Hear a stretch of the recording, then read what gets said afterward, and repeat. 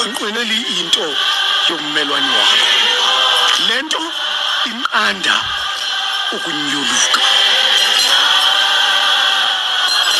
Ukulumkela ukunyoluka kufana nesiqhuni uya nomkhosini.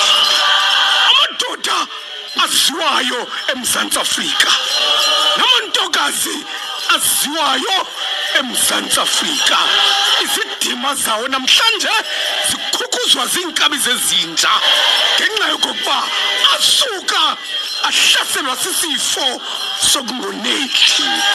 Athi uThixo kuDavide emva kuba uDavide engonelanga wamenzakalisa uUriya nomkakhe. Athi uThixo uDavide ubungonelanga ngokuthethe nam ndakongeza ngezinto endikunike zona endaweni yoba ube sisigelemnqa, ngoba ukungoneli kutshintsha isimilo sakho sikwenze ube sisigelemnqa.